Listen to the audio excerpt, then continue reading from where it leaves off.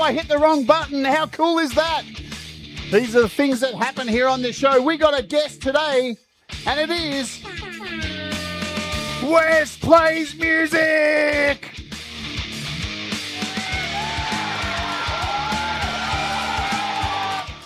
So sit your asses down, folks. Grab yourselves a drink and get ready for some metal, because we got Wes Plays Music on the show. You ready to oge? You ready to oge? We're going to kick off with a song called Porcelain. Let's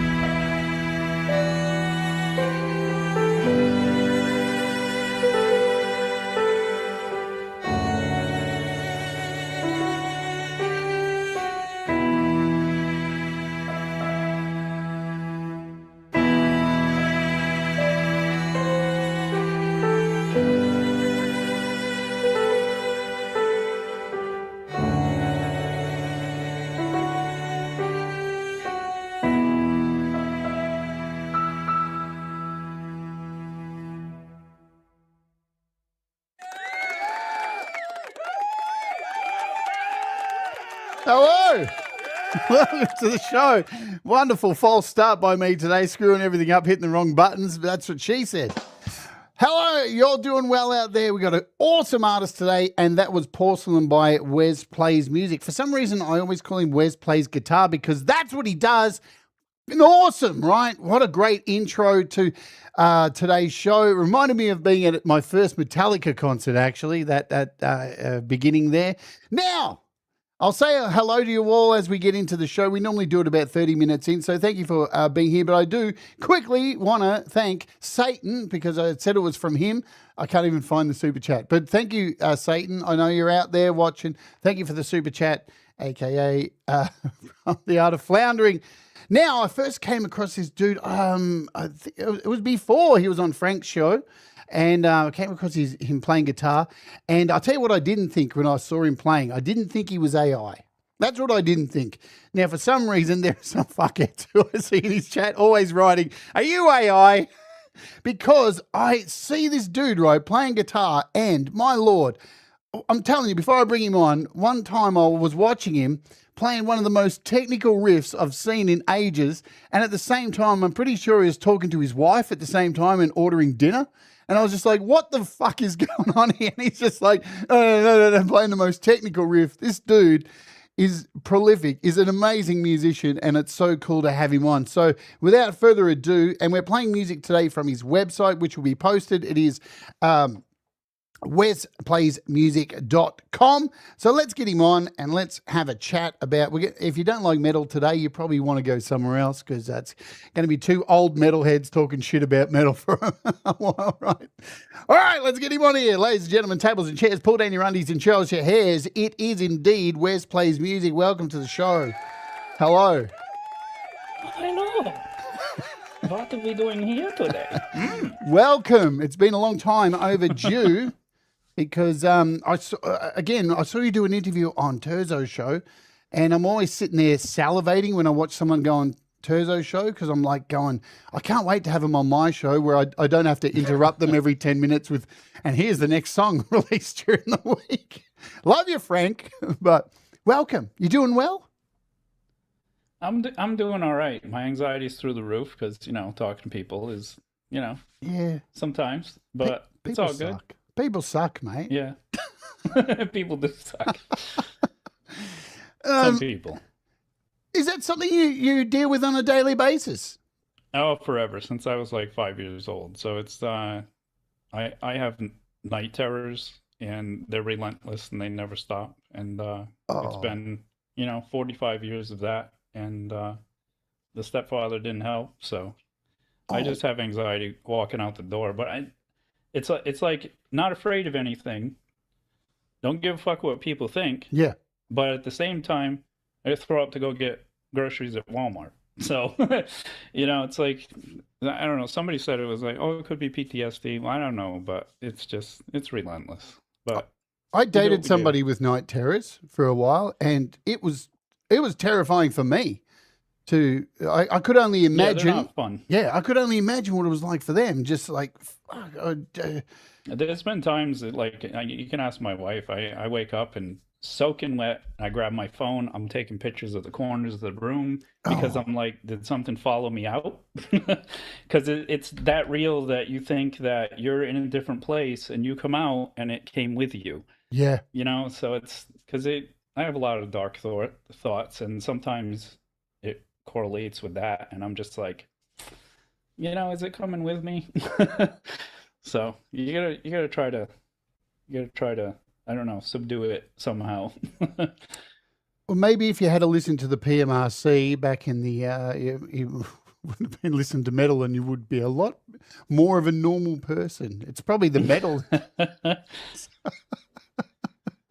Well, it didn't start with metal. I started with, other things, and I liked pop stuff. And back in the day, it was like CNC Music Factory. Yeah! When I was a kid, and like, pause, take a breath, and go for you. Like I know all the words to all that stuff way back, and I didn't start with metal, but I ended up with metal because it was a transition into more soothing. You know what I mean? It's complicated. It's mathematical, and like you said, when I'm standing there, I'm playing and talking to my wife, it's because I used to play and sing the stuff. If it's not hard enough, it doesn't suppress whatever's going on in my brain. So right.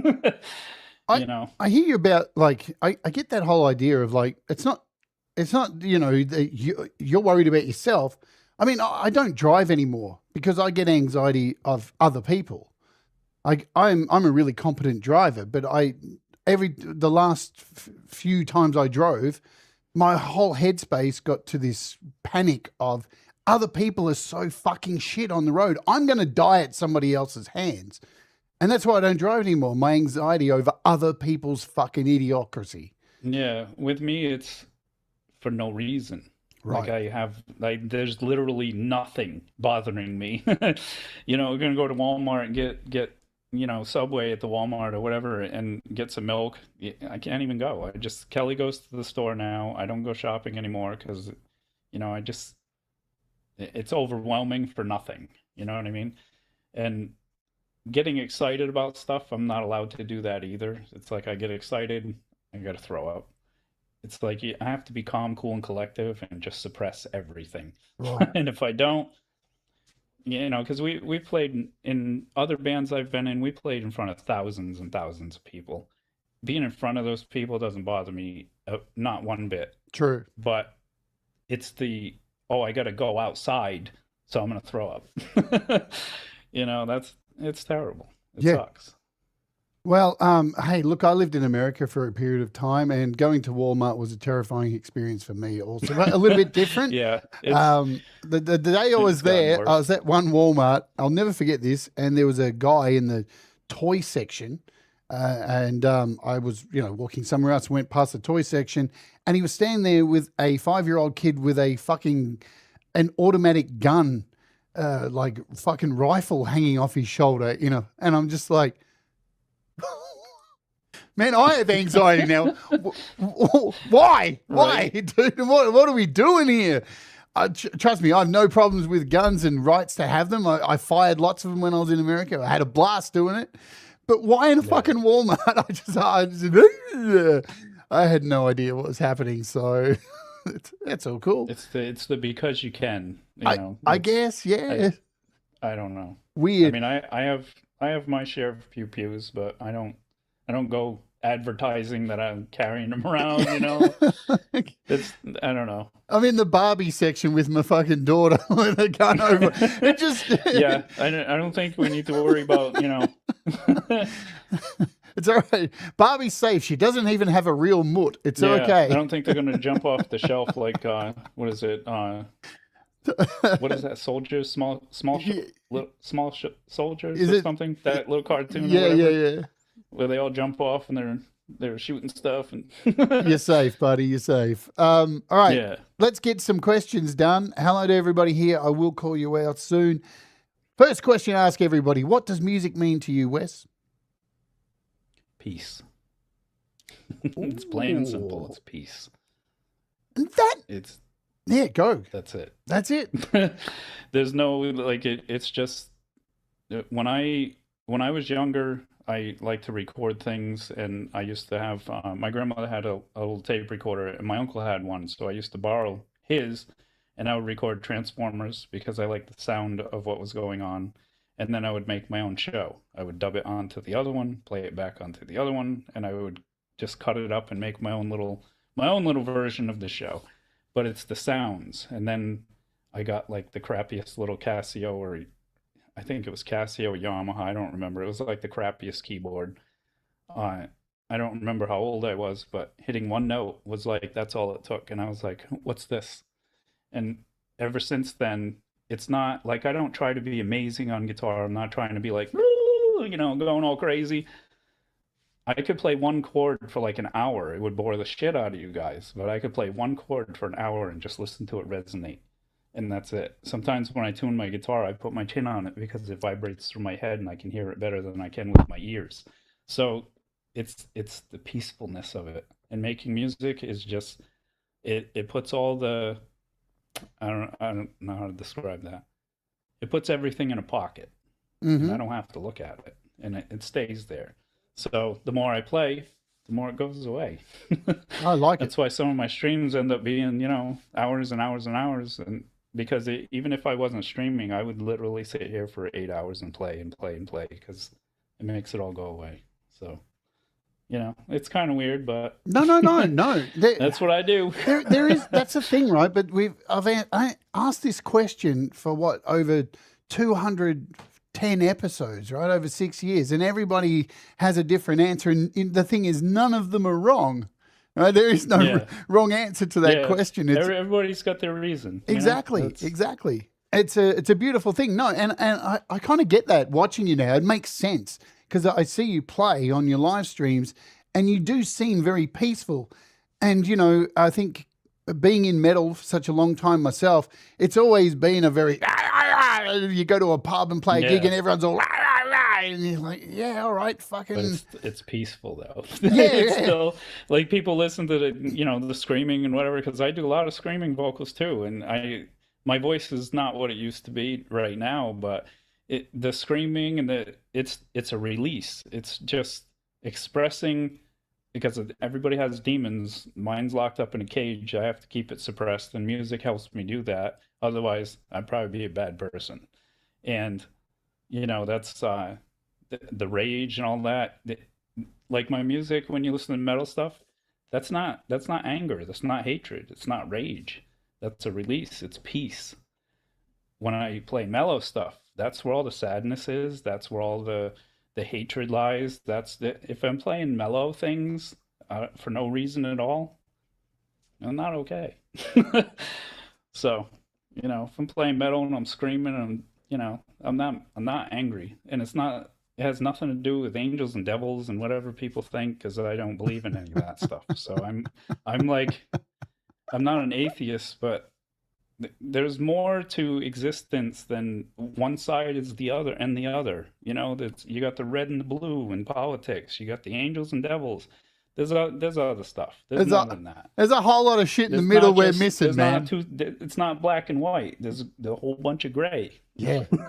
Isn't that sad that we focus so much on the opposing sides that we're missing all the juicy fucking stuff in the middle? That's the color, right? That's the real color.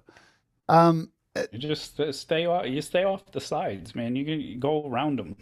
Just go around them. Go through them. There's a whole bunch of other things you could think about without picking one or the other. You don't have to have. Nothing is what do you call it? Nothing is finite. Like, it's not set in stone. You don't have to walk that path. I love all the paths. I love it. So, and now being a metalhead, long time myself, and it's a thing, right? I'm not going to say what my beliefs on it are. How did you fall into metal? What does it mean to you, metal? And so what does it mean to you, and how did you fall into this wonderful genre of music? I started playing when I was 17. I quit school because of, I was getting bullied, and teachers were, fuck off. They were terrible at the school I was at, and I was like, I'm not doing this. I quit when I was 16. I went home. I learned where I could go get my GED. I filled out all that stuff. I went to the classes there, and I did what they said would take 2 years and 6 months. And when I was done with it, they said, you have to wait till your class graduates. And I was like, well, what the hell am I going to do now? I'm 16 years old, can't do anything.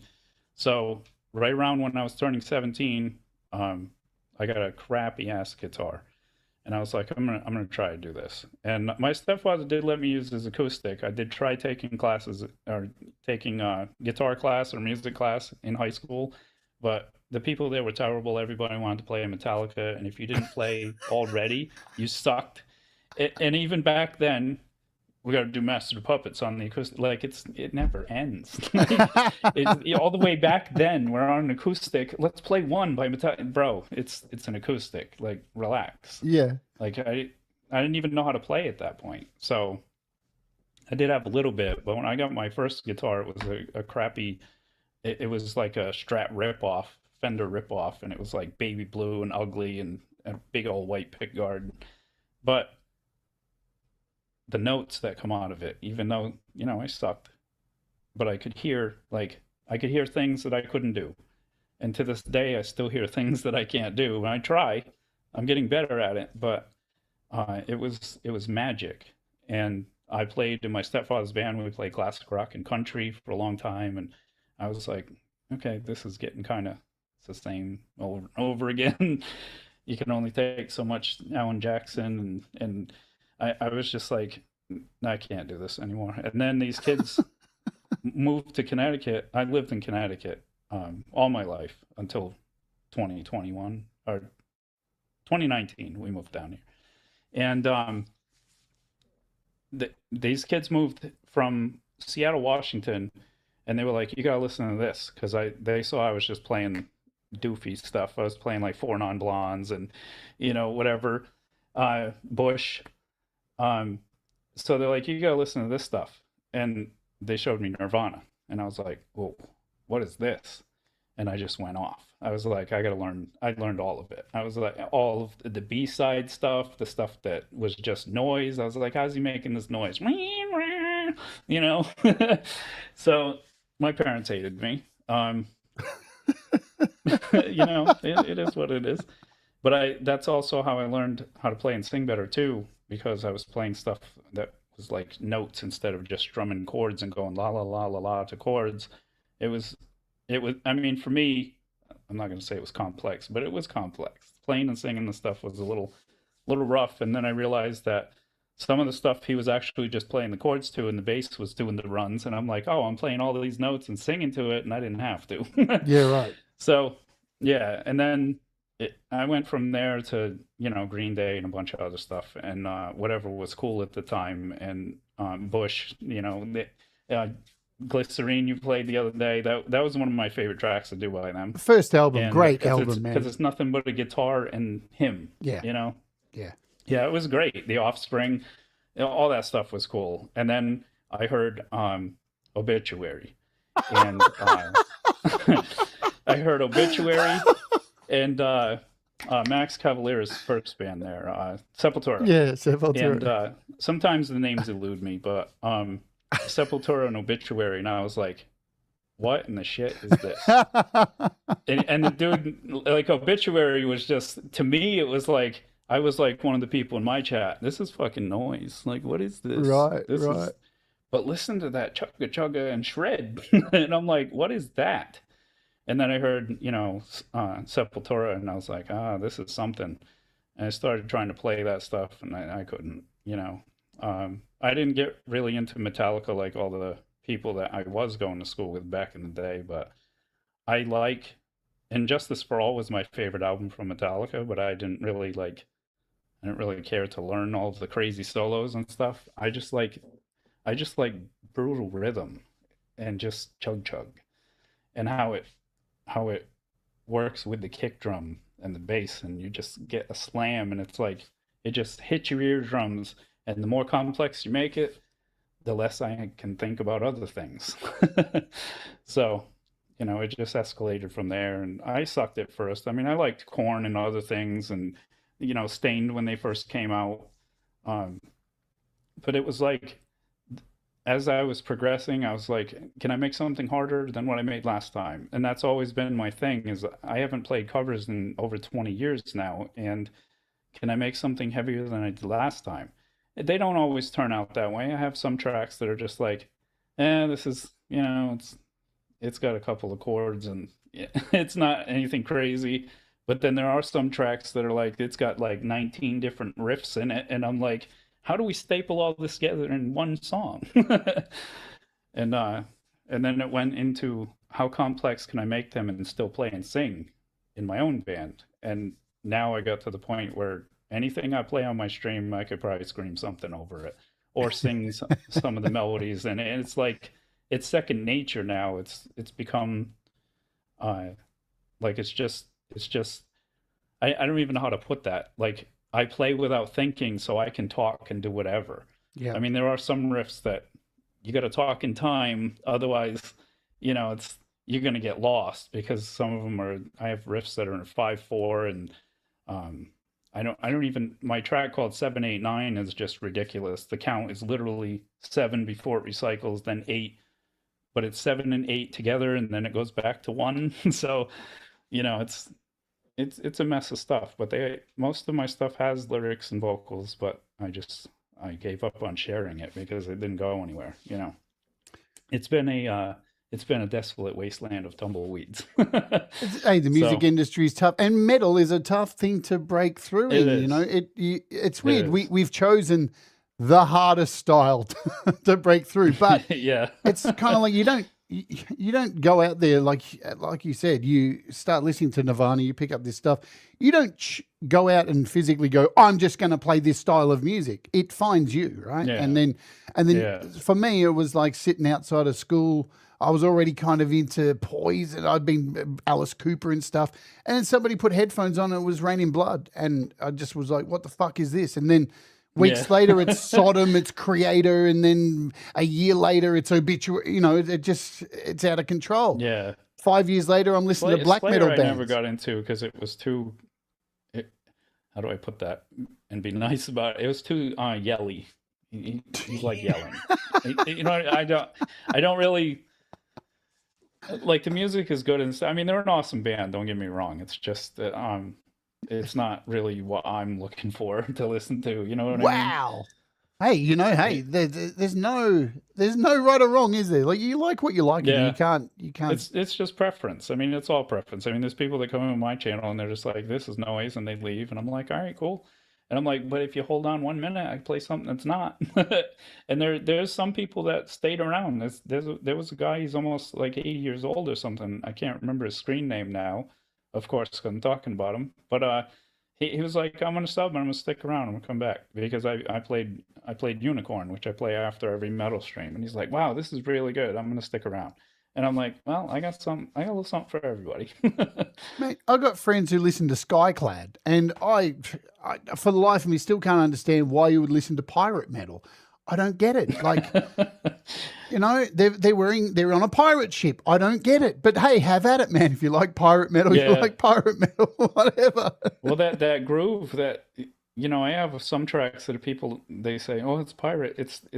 It's three-quarter time stuff. It's battle music. It's like Amon Right. Amarth. It's like you're going into Yeah. war, Vikings and pirates and like it makes you feel like that. And I can understand that. Yeah.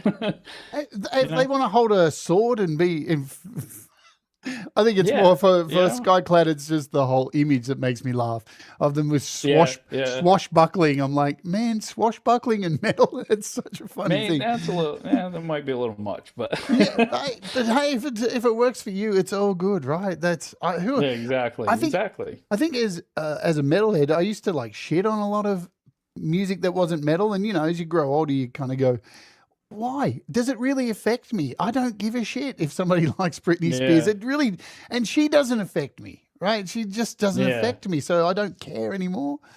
I used to be like, "Oh, it's not metal." Let's go. Yeah, I never got that crazy with it. It's more like I listen to everything. I'll listen to Bach and Beethoven. I used to be able to play what do you call it? Moonlight Sonata from Beethoven. I could never get through the third act on the piano because I sucked, but whatever. Um but I stopped playing long time ago and now I can't even play anything on there. But I've listened to all kinds of stuff and like No Doubt and people like how are you listening to that and you're playing death metal on your channel? Well, I like everything. I like to see what other people are doing too. And my music does what I need it to do for me, but I like to see what's going on with other people. When they True. play their stuff, why are you playing that? I can get a sense of it by just listening to it because I know why my music is the way it is. So I can piece together. I could probably know you more than you know yourself just by listening to stuff you make. And I like to get a variety of that from everybody and see what other people are doing. Maybe I'm missing out on something. It's all the same scales at the end of the day, right? Unless you go Yeah. microtonal, it's Well, not. then with that anyway, I mean, I don't know shit for scales. Half the time, I don't even know what I'm playing. I just play, and it's always been like that. And people try, oh, you're playing like E Phrygian I'm like, I'm not playing with refrigerators. Just like I don't know what any of that is. I don't know scales, modes. Like I know the major and minor scale. That's it. Yes. And I do have a bachelor's in music production. You would think, oh well, no, I didn't take it for that because I wanted to learn Foley, sound design, scoring for movies, video game music production. That's what I took it for. I didn't take it for learning, how many scales you can fit in this short range on a guitar. That stuff is irrelevant to me.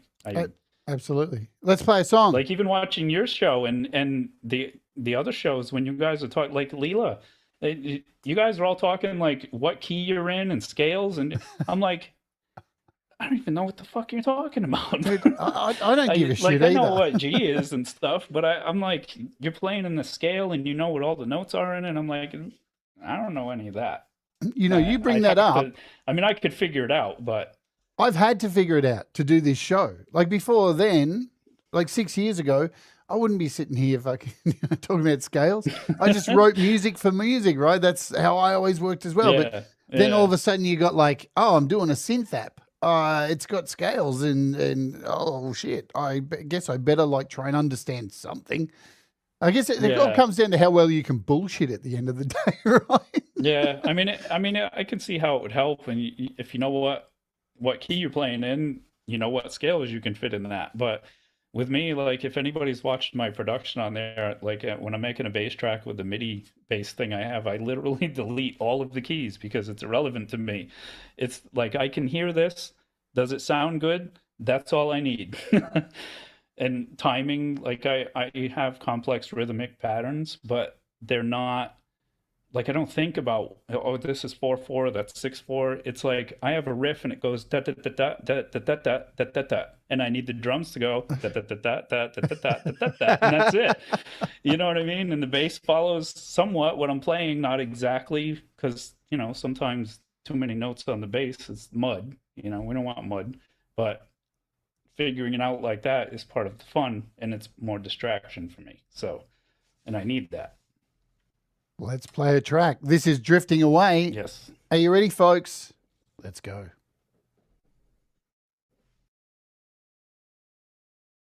In between the space in which we remain,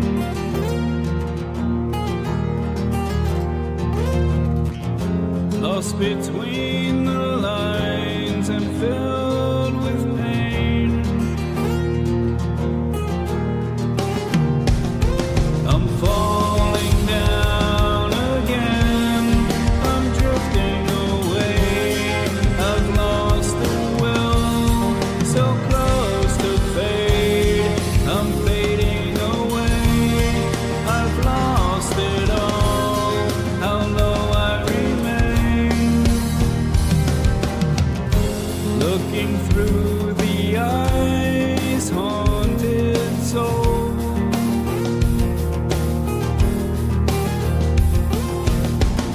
So much pain inside, nowhere to go.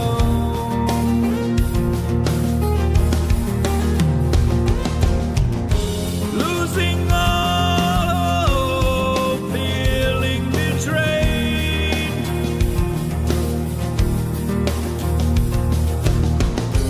Twisted up inside and pushed away.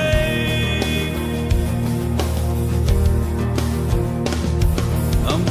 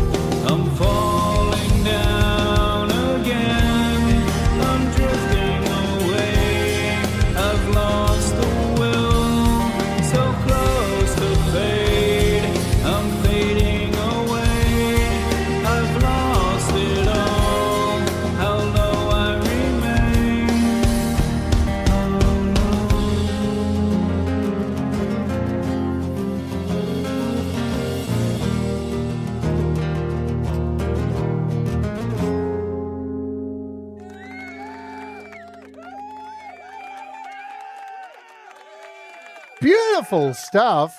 I've picked things in sequence, obviously, today. It's interesting. When you sent stuff to me, I went through. If you didn't know, folks, all of Wes's stuff is available on his website at wesplaysmusic.com, and you can buy them all from here too, I do believe. So they're all here on the website. Let me get rid of this comment here. There we Yeah, go. the metal demos, they're all free or donation because they're not. These used to be completed tracks. Some of them are new, granted, but albums 1 through 5, 1 through 4 mostly had vocals. They were out. Number 5 was when I started making newer stuff, and I stopped writing lyrics, or putting the vocals on them anyway. I do have the book full of lyrics for that stuff. But they're free or donation because I didn't put vocals on them. They're not mixed or mastered. The ones that are, like what you heard, Porcelain, and Drifting Away, those are paid because I'm not redoing them. Drifting Away, obviously, is not something I want to relive again going into that, because depression's a dark place, and when you get out, sometimes you don't want to go back. But I live in the darkness, so sometimes you can't escape it. But that track is done, so I just put it for sale because I can't. I don't know. I can't justify just giving that away because it's pain and torment, So I love that. Not that you've gone through that, but that thought process of that song has so much value that it is actually worth something. You need to buy this because I put so. It might only be $1, but it's still like the monetary value doesn't matter. I did work hard on that. Yeah, it's a beautiful thing. Let's say hello to folks here who've joined us. So if you want to type something, anything, whatever, so I can find you in the chat, please do so. I can do a shout out. I'm going to go to the top and work my way down as best as I can. Gary Hubbs is here. Real Justine Casperig. We've got Paws and Guitars. We've got Jerry Gomes. We've got Louis Cook is in the house. Thomas Christ, covered by CQ, is here. Laurie's Mishmosh. Who else do we have as I look through? I think I said Jerry, did I? Brains fried. It doesn't matter. Joe Glenn, who else do I see? I know there's lots more people. Paul O'Farrell, hello to you. We've got Nitrous, Nitrous Doc Six Snuff. Did I say that right? Oh, I'm Australian. That's Dustin. Dustin. Hi, Dustin. Name is backwards. All right, there we go. Russ8889's in the house. Leela says, me. Cold Acre, g'day to you as well too. Oh, we don't care about the fucking soccer. Jesus Christ, take your soccer to your other chat, weirdos. Sorry, we've got a messenger chat going on with me and Laurie and a whole bunch of people, and all they're talking about is the goddamn World Cup. Piss off. Who cares? Hugh Caldwell, hello to you as well, mate. And if I've missed you, I'll try and catch up as we go on. So let's talk about darkness and stuff. You mentioned at the start of this, you probably, childhood wasn't the best, but do you remember the music that was played around your house? Was music played in your household? Was there music that your parents played that you remember, or grandparents or whoever? Well, yes and no at the same time. Right. So I remember lots of stuff. My grandmother had one of those huge, I forgot what the brand is, but it was a huge 8-track. It had an 8-track, the record player, and AM/FM radio built in. It was this huge thing, like a huge chest. And Kenny Rogers, Elvis was huge for her, so I would play around with that. But as far as my parents playing music, it was classic rock, country, stuff like that. Led Zeppelin, the usual suspects. And I didn't really get into that. I don't know how to put that. Like I didn't focus on that at that time. I liked the sound of things, but when I made the sound, I didn't really care to, I don't know, Led Zeppelin was good, and I liked how some of it worked, and you listen to it and it's like, hey, that's cool. But I wasn't like, oh, music, when I was a kid. So until I got a keyboard, and then I was like, oh, this is how it works. And I'm pushing the keys and I'm just like, huh, what does that do? And it just went from there. But mostly it was just my stepfather playing the songs wrong. Is that a good way to put it? And then when I was learning how to play, I joined his band and I was playing them wrong with him Right. because, we mimic what we see. And then I started playing by ear and trying to learn stuff on the radio, and I'm like, you're playing these wrong. And the biggest one was is it Alan Jackson, Midnight in Montgomery? The way he played that, we finger picked that for the most part, and the way we played it was completely way off. Yeah. And I'm learning how to play it, and I'm like, okay. But then I started seeing the similarity. He played like that, so every song was played like that. You know what I mean? And the basic bar chords and the blues, dun, dun, dun, dun, dun, dun, dun, dun, for every song. Right. And it became like I was listening more to the radio now than I was before, and trying to pick out those differences so I could learn how to play them the right way. And eventually, it became where I think he quit. I don't remember, they quit. And then the drummer called me one day. He's like, "You want to keep going? We could play some newer stuff." And I'm like, "Hell yeah, bro, let's go." And I don't know, it went from there. So, but around the house, it was mostly whatever he wanted to listen to is what everybody had to listen to. So if it was, I can't even pick some out. It's like Hank Williams and uh, Zeppelin was more my mother's thing, not him. So I mean, she had better taste than him, I would say. And but his one thing, I'll give him this: he played dueling banjos on guitar better than probably the people who made it originally. But that was his one trick pony. Right. Like, Everyone's got one. and he would never show it to me. He was Right. like, "You're never learning this. I'll never show it to you." Wow. Because he didn't want me to. I was already getting better. I don't want to say better than him. I don't like coming off as rude, but I was doing other things he wasn't. I was experiencing more in music. And that was the one thing that I was like, all right, then I'm just never going to learn it because I really don't care about that track anyway. So Hello, Pete. but Hello, Jenny. that was his one thing that he was like, this is what I'm taking with me. You don't get to play it. But he played it damn good. I'll give him that. It's funny. I So think many of us, have gone. I used to busk a lot, and I've still got my busking book. Right, it's been with me forever. It's covered in stains and shit because it's on the ground all the time. But I would play bush, and I did all the alternative stuff. But recently, I've been relearning that stuff and looking at the book compared to the actual tablature. Like, was I really yeah. playing it that way out in the street? Why did people give me money? Yeah. But hey, it worked. No one cared. It's the melody line that pulls people in. It doesn't have to be perfect Yeah. all the time. So It was the same thing with Nirvana. I listened to it and I learned it by ear, and then I look at tabs in like guitar, whatever that was called. Was it Guitar World or whatever? And the tabs were coming out, and I'm looking at it. I'm like, that's not even right. All you have to do is watch him play it on some of the videos, and it's not what's on this paper. yeah.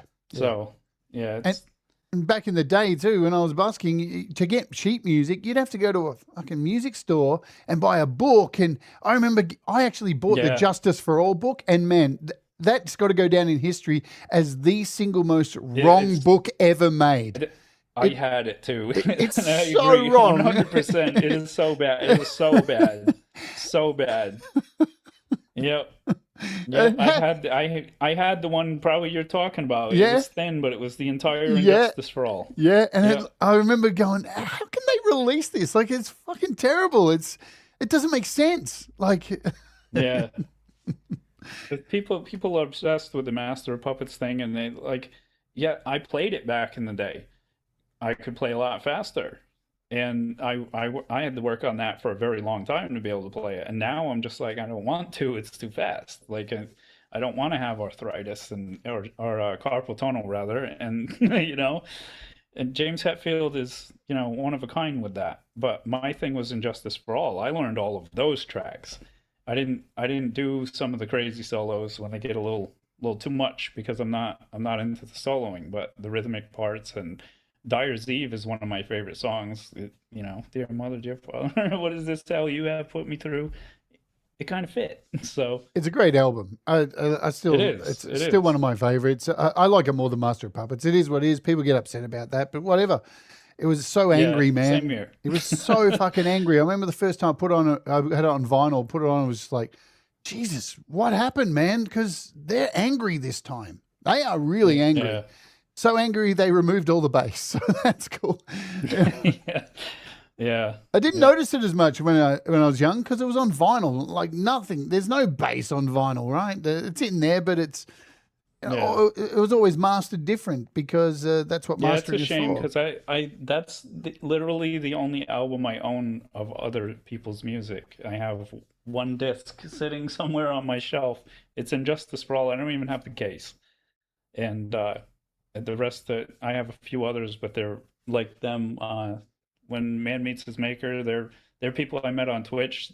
Amazing guitar players, those guys. And I have their album. I have an album I produced for somebody, Whiskey and the Martyr, when they came to record at my house. And I have my original album from when you're not going to hear any of those tracks today, but from 2001. It's it's not the greatest, but Speaking about albums, do you remember the first album that you were purchased with your own money and something that maybe was given to you as a gift in the early days? the first one I got was I can't remember the name of it now. Oh my God, I can't remember the name of it. Who's the artist? And you just caught me in the like deer in headlights. I'm like, oh my God, can you not even right now? Offspring, damn it, the one with the track down. Yeah, yeah. No. I can't think of That was the first one. Yeah, I bought that. Yep, because I had to learn that. It was cool. It was fast, and I was like, yeah, this is cool. And that guy could sing back then. I was like, damn, this is pretty good. And Offspring was pretty crazy. I like that stuff. At the time, I remember one time I walked from one town to another, and it took about 6 or 7 hours to get there because whole ex-girlfriend thing, and I was like, I'm gonna walk home, forget it. And I underestimated how far it was, and all I had was Offspring on a CD Walkman in my pocket on repeat for 6 or 7 hours, and batteries died long before I got home. But yeah, that was the first one I got. What about, now you mentioned you get a keyboard and this starts you on your journey of like understanding music, right? So in school, did you have like music stuff in school to be able to play music or get taught any form of, before going on to, which we'll get to? There was, but it was minimal, and all the cool kids got to do that, and I didn't want to be around the cool kids, so I kept to myself. And just I'm still the same way now I was then. I don't like to be around people, so I stayed away. But I did get to make the music for, I think it was ninth grade. They were doing like this little play or something, and everybody got to make masks and whatever. And I stayed out that day because I didn't want to be sitting in a chair and have people's hands all over my face doing the paper mache or whatever they were doing to make the masks. I didn't want any part of it, so I had to wear somebody else's. Luckily, somebody was sick, but I made the music, but I didn't really know how to do anything. But the trick is, if you play piano, or people who don't play, I should say, if you play the black keys, just the black keys, you can make some cool things. We'll just say that. So yeah, that's all I did. And it was creepy, and they were like, "Wow, this is really good," and I'm like, "Oh, okay, I don't even know what I'm doing." I was just like, but it worked. So, but no, they did have a guitar class, like I said before, but I couldn't stay. Everybody wanted to play Metallica, and they went, you're playing an acoustic, and she's like showing us the G chord, and these guys are playing Ride the Lightning, and I'm like, I can't keep up with this. So I didn't end up. It's too overwhelming for me. You get too many people doing 5 different things and then yelling at each other, and I'm just like, I'm gonna go do my own thing. So I can't play in a band anymore because I've been married. And now when I look at a band, I just go, fuck. It's just like being married to 5 people. yeah, And I know exactly what you're saying. And you can't punch your wife, but you can punch bandmates. So that's not a good place for me. Yeah. Right? I always had good luck with bandmates. It's just drummers always quit. When I made that first album called Wait in 2001, and those guys were cool guys. I fired the guitar player. I shouldn't have. I was kind of an asshole. I was like, yeah, I'm so good. I wasn't. And the drummer wasn't like the best drummer, but he was cool. So, and the bass player, he was my bass player through like 3 different versions of the band. But there was one point I remember a newer version in 2002, 2003. I played some of the videos on my stream of us playing live or whatever, and the drummer convinced the bass player to fire me out of my own band. So it I'm happens. like, okay. I took all my stuff and I left and I went home, and then like I don't know, a few weeks later, the bass player called me up. He's like, "Dude, I'm so sorry." And I'm like, "For what? You guys want to do what you want to do?" And he's like, "We got nothing. There's no music. Like there's no we have no substance." And I'm like, "That's what you wanted." So we never played again. I still talk to him. He's the bass player anyway, and the drummer. We're not. I don't hate people, so it is what it is. Everybody does their thing, and we did record a couple of songs, and I mean, it was crap, but the drummer actually has been coming to my stream once in a while, and he's like, "Wow, this is really cool." And I don't throw hate or animosity around. It's you don't live long enough to be doing that. Who's so got time for that? There's shit? no point. There's no point. Yeah. We had fun when we were doing it. Everybody wanted to go a different way, and people take it for what it is. I mean, I get mad just like everybody else. I just don't show it that well because there comes a point where I have to keep self-control, because if I get mad to a certain point, the little cage inside that holds the little monster in there, I can't let that come out and play. So I hear you. Yeah, I had a band called Filth. You got to keep it. Some things you have to suppress. I had a band for the better called of everybody else. Yeah, I had a band called Filth, which we started as a joke. Right, it was a total joke. The songs I wrote the songs all in one night, smoking weed. Totally stupid. Songs about having sex with tissue boxes. It's just ridiculous, right? Grindcore, not meant to be serious. And everyone who lived in the house, we all swapped instruments, so we were playing things that we weren't used to. And we got this guy in, this vocalist. He wasn't even a vocalist. He's just someone who used to come to my other main band's gigs. And we got him in, and he turned out to be a fucking wanker. So I ended up leaving my own band, going, "This sucks, man. That guy can have it." And Cold Acre, who's here in the chat, he joined that band after I left and replaced me. And then we met each other years later. And for me to get even, instead of like being mean about it, that band was called Filth. I just started a new band called Filthy Maggoty Cunt. Because we're filthier, right? So you want to be filth? I'll be filthier, whatever. Yeah. I got no room for animosity. But man, that dude hates me so much. He has so much hate for me, and I just feel so bad for him. It makes me chuckle that he's so angry. Let's play another track. Yeah. We're going to play A Time Before. Do you want to set the scene for this one? Sure, because this one is more relevant than anything else I've done the entire time of my existence. Because wow. This was around the time that my wife's parents found out her mother had breast cancer. She went through that whole thing. She's still alive now. She had some things done, and here we are. Her stepfather had multiple myeloma, cancer of the blood, but it was also compounded with he had diabetes. So, and he didn't take care of himself. I mean, it is what it is, but there was a whole thing, and at that right around that time, I had almost $120,000 studio and was recording. We stayed there to take care of them. We owned that house, and then things kind of just went downhill, and I started selling stuff off, and I'm like, we're gonna sell the house. He took off on her, so he left his wife.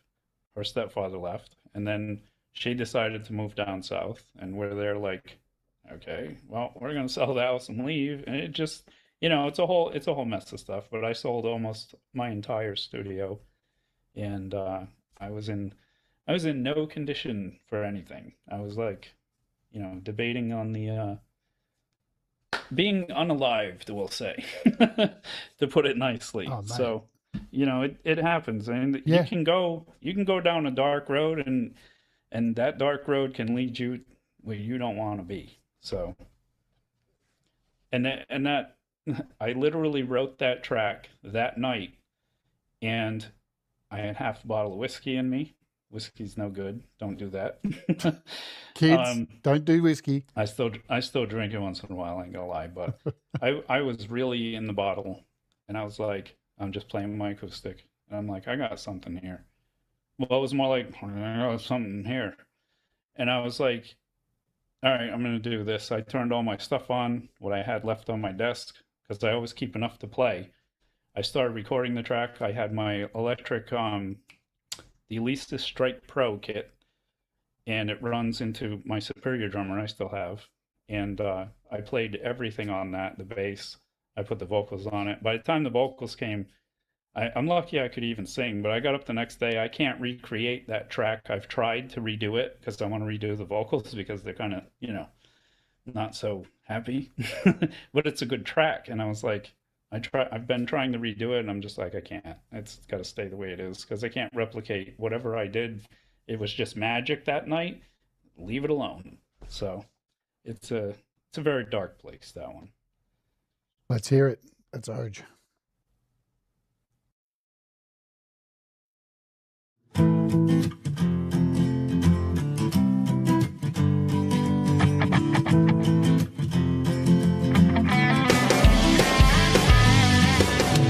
There was a time before when all my dreams led the way.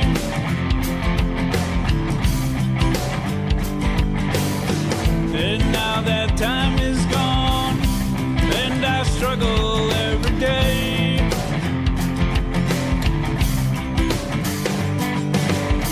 How do I carry on as my life slips away? Yeah. All these memories gone, all that's left is the pain, yeah. Broken down we fall, emptiness fills a place within us all. All we have that's left is the time before.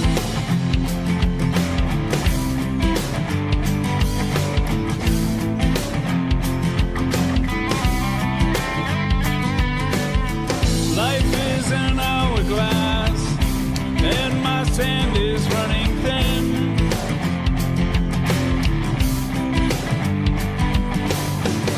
So much time has passed, all my thoughts are in the wind.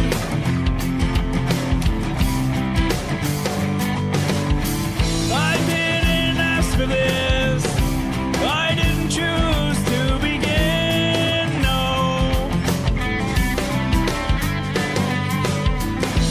Thoughts of taking my life, they're just drifting in my head, yeah. Broken down we fall, emptiness fills a place within us all. All we have that's left is the time before.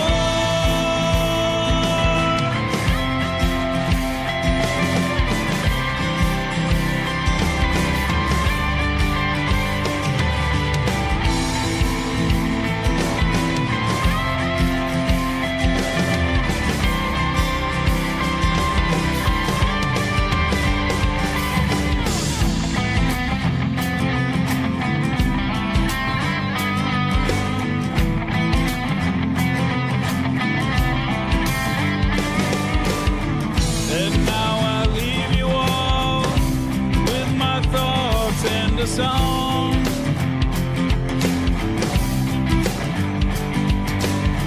For I will soon be gone, just a whisper in the wind.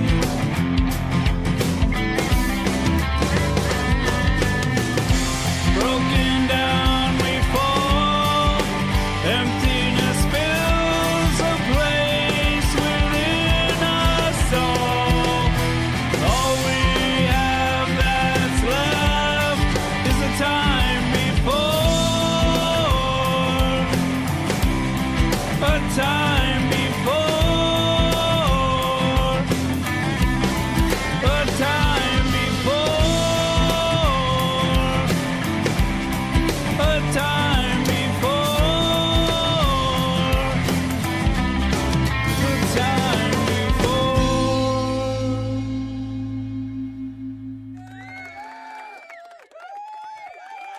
Wow. Heavy, heavy, heavy, heavy, heavy without being fucking super heavy. That was really good, dude. I'm glad you're still here. Thank you. I'm glad for music. Yeah, you know? that one's a little rough. Yeah. Yeah, you can hear it. Yeah, I can fully understand. You know, I think most musicians get where you're coming from with. I think we've all had those songs that you look at them, you pour all this whatever at the moment, you capture it, and then you try to go back and do it again. It just doesn't work. Yeah. You know? I tried. I don't have the original session because it was in Pro Tools, and I deleted almost my entire music library at one point after that.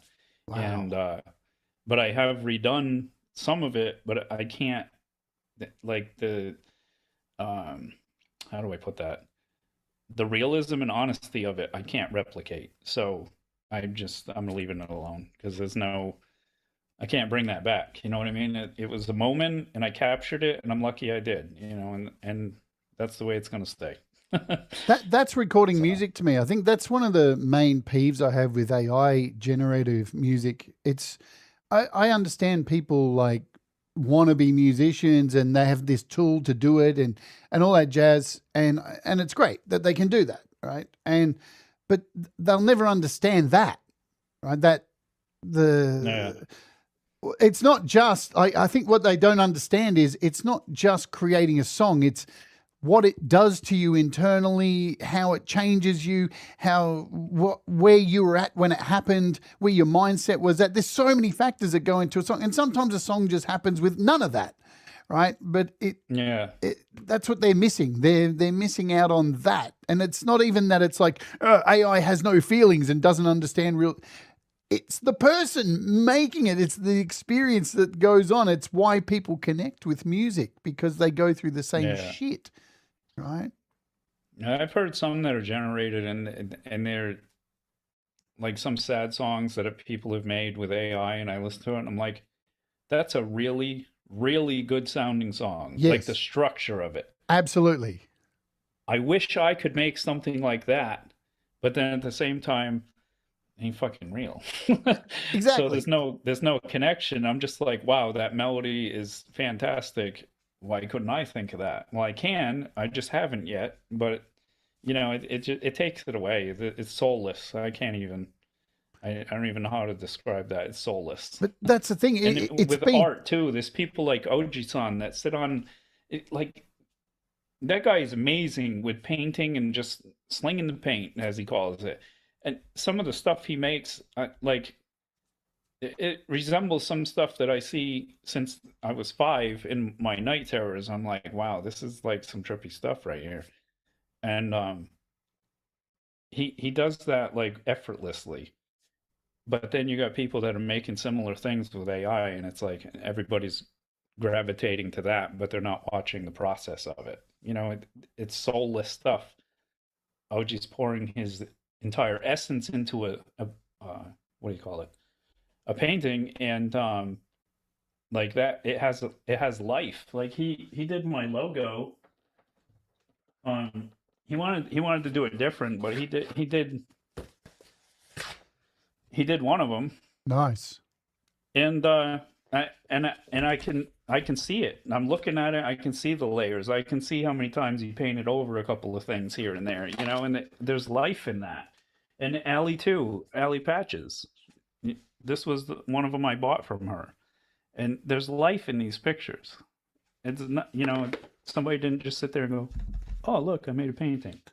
Yeah, true. I grew up with around a lot of artists in Bacchus Marsh, this tiny little town. There was a lot of artists there.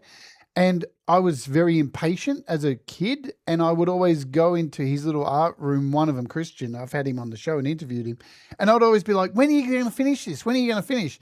And now I think back to how long it took to finish that thing before it got sold and went on exhibition.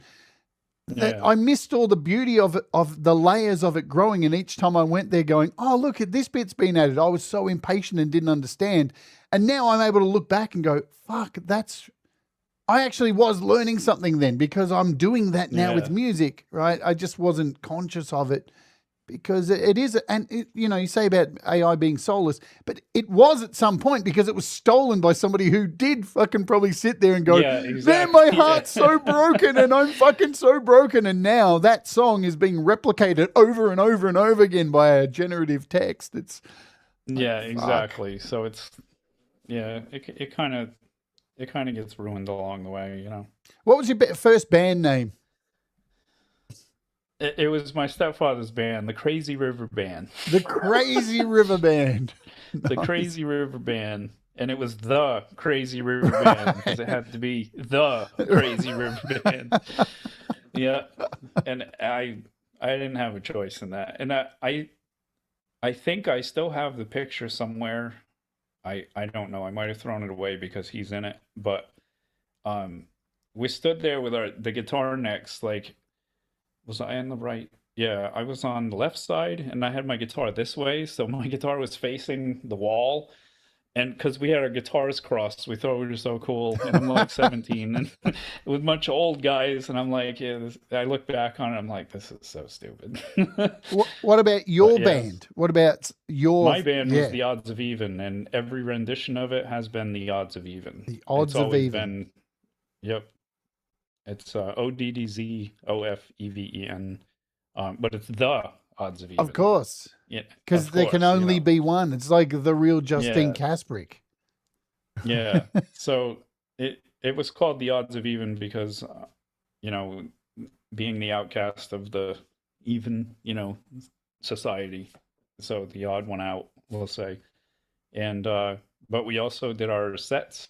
In the beginning, I had this thing where we did heavy or acoustic stuff to heavy stuff. So like stuff you just heard up to stuff you're going to hear pretty soon in the same show. So it wasn't, we played metal. No, we played music. Yeah. That's it. We started with the mellowest thing and we ended with the heaviest thing.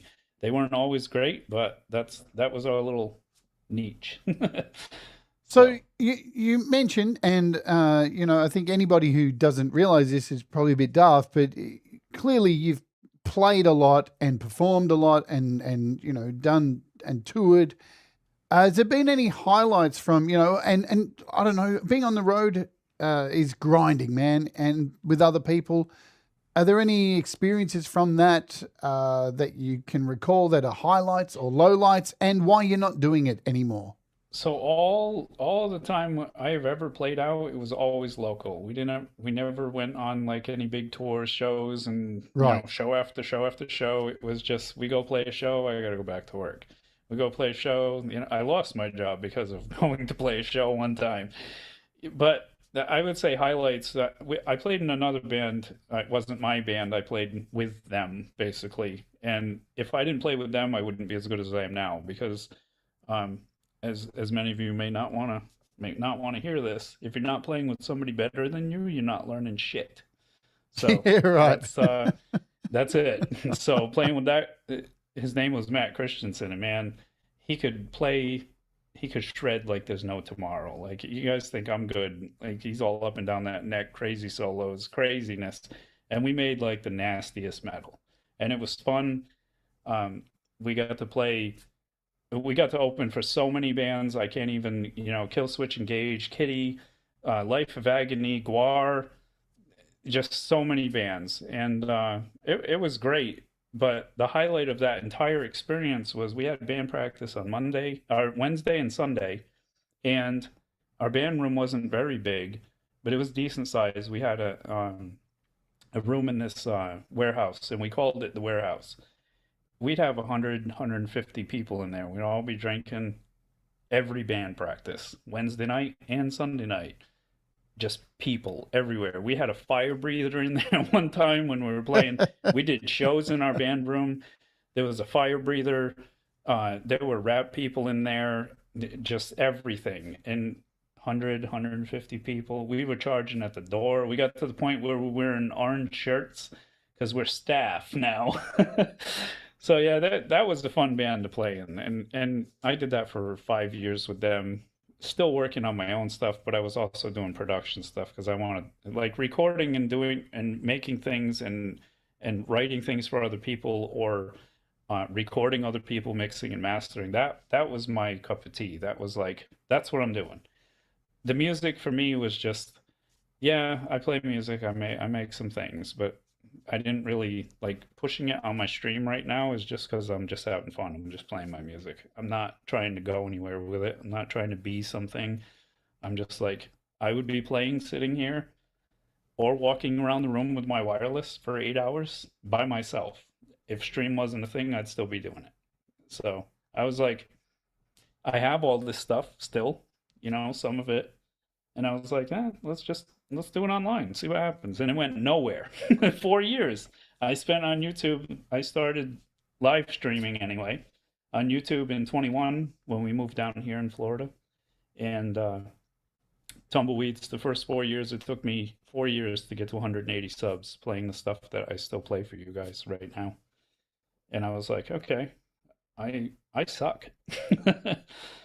And then Rich New Design and Alley Patches, they found my stream, or Wes found my stream, and he's like, somebody named Wes, I gotta check this out. And people started trickling from over there. And then it went from that, just a little trickle. I went from the 180 subs, and then some guy, he was at 3 something, and he's like, you're gonna pass me soon. And then bam, I was at 500, and I was like, oh shit, something's going on here. And at the time, I only had I had sold most of my stuff again because I was going to quit. If he didn't show up when he did with Ali, I wouldn't be playing on stream anymore because I was like, there's no point. Holy There's shit. no point. Holy and shit. now I'm at whatever, like 3,500 last I checked, and I'm like, Jesus, now I got to start playing serious because there's people watching me. YouTube is a cruel place So- for musicians. It really is. It is. I was telling you this before we went on stream. There was a real golden period over the last few years where people's music were getting played on shows, and then people would go over and actually leave a comment and a like from the show they were watching. And that's seemingly drying up. Like it's getting less and less unless you do a premiere, or it's just really hard to get music out there. I mean, but there's thousands of channels out there on YouTube full of hate and like, let's bring down this YouTuber. I hate this guy. And people just suck that shit up like no tomorrow.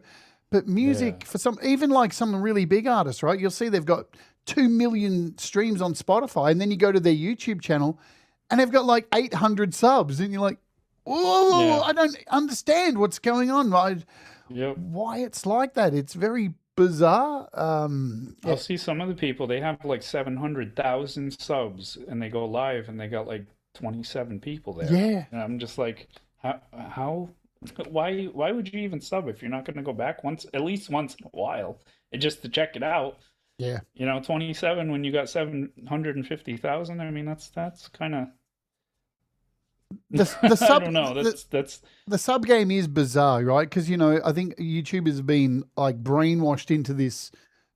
Make sure you subscribe. Make sure you subscribe, and ultimately, it really doesn't matter if people subscribe because that metric means shit compared to, to make money. Right. And you don't ultimately you don't want people to subscribe if they're not going to fucking watch you, because if they're not watching you, your videos aren't even showing up in their feed because they're not watching you. Once you stop watching somebody, you're still subscribed, but you don't get fed the content. But the views are always more important, right? You want people to subscribe who are going to fucking watch you. Yeah, it was crazy. I went live with the first, because I got a standing desk now, because I can't sit here anymore and play for you guys for like 7 hours. It's killing my back. And standing on that Saturday was like, oh my God, it feels so much better. Because I used to play, when I would play, I was standing all the time. I'd play in my band room. And even at home, when I was doing the studio stuff, I walk around my wireless, and like I can't sit and play all the time. Sitting is for recording and writing. Yep. And playing is just, I want to walk around. But I got 10,000 views that day. And I was like, shit. All right, so we stand up. You know what I mean? It's just kind of, it was like, wow, okay. Because that's a lot. I mean, even the what do you call it? The likes, it was hundreds, and I'm like, that's something. Because to have one even like it, it's like, hey, somebody likes my stuff. But to have hundreds of people, it's like, all right, we'll keep doing it. So, as you guys have seen, my stuff has been changing because as it's picking up and there's more and more people coming in, I invested more. And everybody's like, "What does your wife say?" I wouldn't have married her if she thought any different. So, she's been all in since the beginning. Obviously, she loves it. This is who I am. Yeah, exactly. And she knows that. Right. And we're not broke, but I mean, I'm in debt a little bit right now. I ain't gonna lie, but this is what I love to do.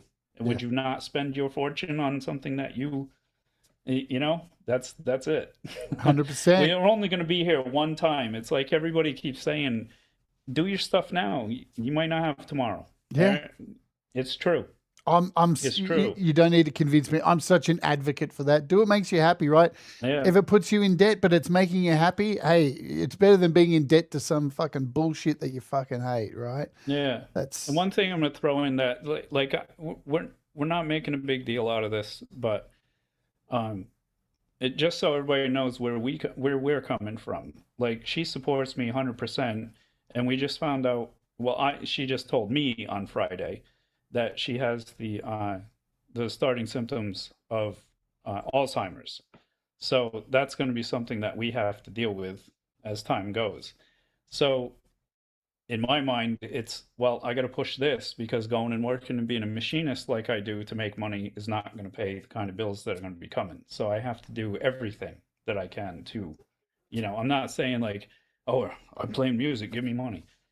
That's not what it is. If I make something, I sell it. I mean, go buy a track, but we're not pushing that as the, this is the reason why, he's saying you gotta, we're not, how do I put that? This is not a monetary thing, but I want to put that out for our loyal people that we all know. You guys are a great community. I've been in all of your channels, most of your channels. Some of you guys I haven't gone to, like Wolfstone Studio and stuff.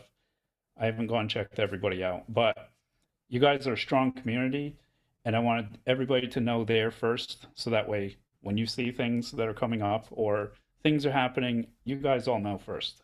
That's all put aside. We're not focusing on that. It's not like we're not having fundraisers. We're going to deal with that, but you're going to see changes along the way. So just so you guys know, we just, I thought it was appropriate to put that out there for the group that got me to where I am. So we'll send her all of our love, right? Because, at the end of the day, we all have people behind us, no matter if they're partners or friends, and they're very important, right? Obviously, your partner is very, very important, and we all send our love, and you're an awesome musician. And look, you touched on something there. You're not doing this for money. You don't need to preach that to me. If I was doing this for money, I'd be living on the sidewalk. You didn't even have a fucking bio, right? And I go looking for a bio. I do everything, right? So I even went to ChatGPT. I put in your website. Because I don't ask it to do things. I put in links and try and get it to formulate something, because I want to do research. But it fully came back and said, there's not a lot of information on this guy you're interviewing. It actually said that to me. I don't exist anymore. But it said, I love this. It said, he does have a tendency to live stream for many hours. I was like, well, you got that right. You got that right. That's it. Yep. But hey, it did a good job. This is what I love to do. I've always loved doing this. I love the studio stuff. I like writing things. I like making things, working on other people's, whatever it is. If it has to do with music or video games, you know, even scoring soundtracks, whatever. I'm down for all of that stuff because this is my world. This is where I live. I don't live out there. I don't like it out there because it's peoply, and when it's peoply outside, and I don't even touch grass. So, as you can tell, I'm white as a ghost. But it's this is not like me streaming and stuff. This is not like what's happening with her is not going to become like, oh well, we need money and blah. I'm working my ass off for that. But if this makes money, it puts us in a better spot. I know where it could go, but at the same time, I'm not asking for money. None of us have any fucking money. I know the truth.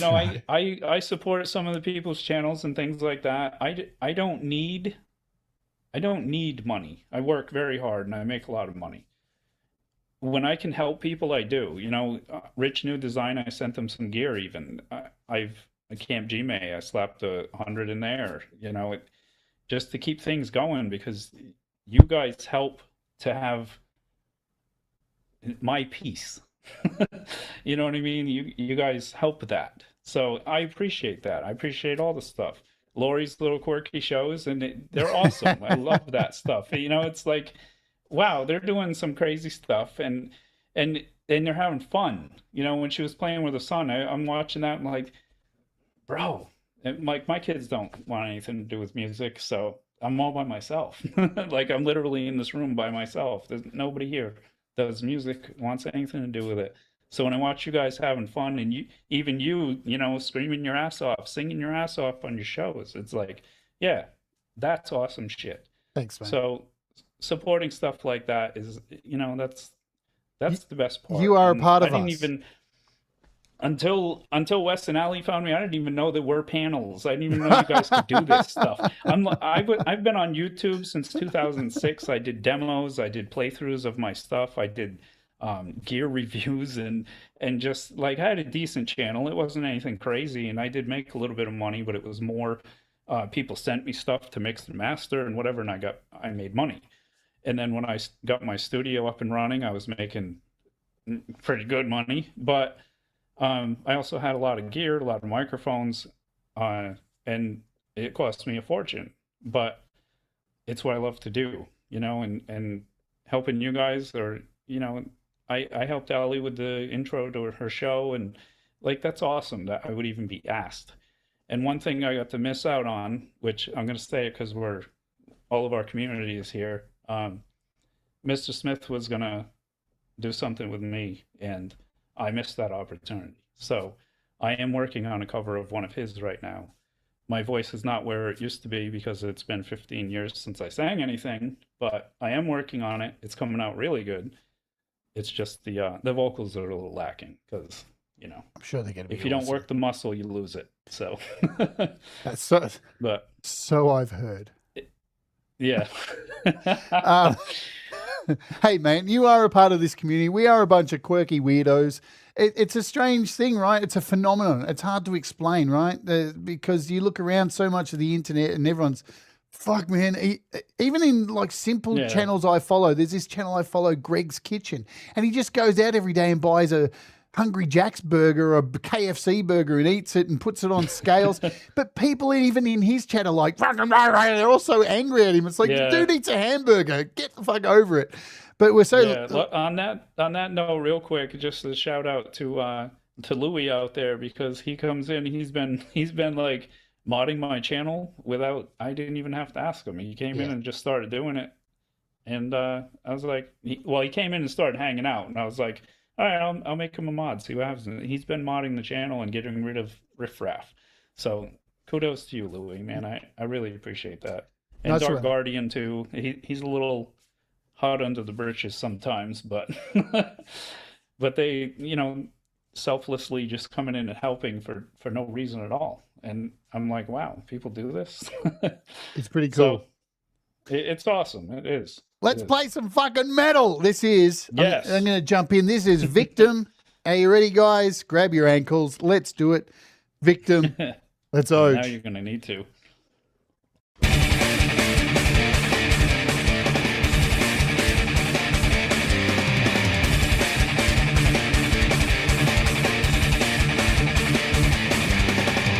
Consumed the hatred of arrogance, overlooked and left behind. Born into a world of disbelief, emptiness of body and mind. No power, no escape, you feel the victim. Rage is boiling endlessly in your state forever. Looking back on the light of a better day, one dream no one can take. Fast forward to the days of misery, standing in your shadow grave. No power, no escape, you feel the victim. Die to end this suffering and you wait forever. I couldn't wake up, my vision lost, memories gone. Struggling just to breathe inside this realm of dreams. Helping me now. I couldn't stand up to face the demon, the other side. Too afraid to look up into the eyes of the beast within me.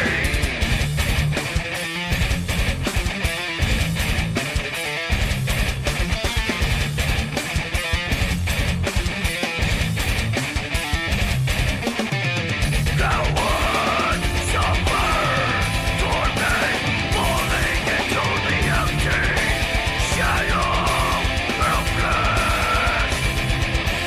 Falling through the realm of vertigo, there's no one to help you.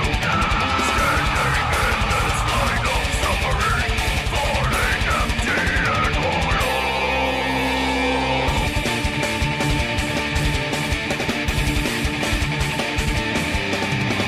Looking back on the light of a better day, as all the memories fade away. No power, no escape, you felt the victim. Rage is boiling endlessly and you'll stay forever. Fast forward to the days of misery, standing in your shadow grave. Die to end this suffering and you'll waste away. I couldn't wake up, my vision lost, memories gone. Struggling just to breathe inside this realm of dreams, helping me now. I couldn't stand up to face the demon, the other side. Too afraid to look up into the eyes of the beast within me.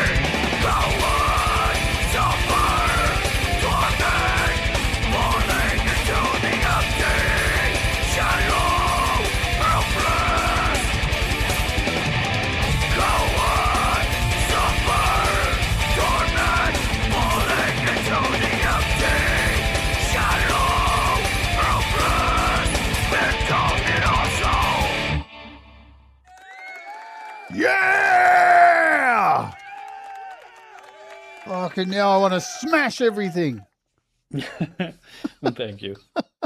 How old is this? How old are these? Because we're playing the rest from That- this demos. Yeah, that one is 2008 or 2008, 2009. It's pretty old. Yeah, right. Yeah, it was that's just it's a inner turmoil track basically. It's feeling helpless and like you're the victim. I don't know, or you're a victim. Metal has a lot of genres attached to it. It seems as I was growing up, it just gets more and more genres, even so much so that it got to, for me, listening to metal, it got so extreme at one point that it couldn't go any more extreme. And then even black metal got so extreme that the quality was so terrible to be cool. And then all of a sudden black metal became folk fucking music where people had fucking folk instruments in there. It was like watching something from Spinal Tap. And then it circles back around again. What would you class your genre of metal? Do you have your own name for it? I don't do the genre thing. I just say it's metal Just because metal. I can't. There's just I have 63 now. I'm up to 63 tracks that I've made over the last 25 years, and it's metal. Like I can't. There's like if I had to class it, it'd be like 15 different genres in the albums that I have. So I just say it's metal. I usually tell people it's melodic metal. People have been saying melodic death metal, but I consider death metal to be like 16th notes, 32nd notes, just craziness, and I'm just like, that's what I see as death metal. I don't know. So It's funny. People, I hear that, melodic metal, melodic death metal, and it's interesting because one of my favorite bands is Carcass, right? And a lot of people from their early albums would go, but there's no melody there. And to me, I can hear Beethoven in fucking Carcass, right? It just is. So I still think stuff like that has melody. So doesn't everything have a fucking melody? Like, I don't know, like what is melodic? And I agree. yeah, I mean, there's some bands that I listen to, like Aversion's Crown. They have a track called Erebus, and it is just nasty brutality. If you guys go to watch that, I warn you ahead of time. It's not for the faint of heart, but it's just brutality. But you can hear just I don't know. It's so soothing. I can't put it any other way. The melodies are there if you want to find them. Yeah. Most people just hear noise or whatever. I mean, Erebus does have quite a few melodies. They do have harmonies, and it's a really good track. But the words you might not appreciate if you don't listen to metal, but it's a little on the dark side. But Aversion's Crown, they make like alien metal.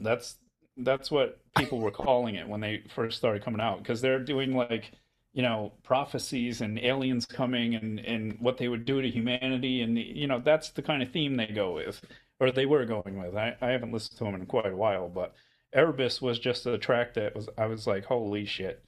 And they're brutal, but I hear harmony and peace when I listen to it.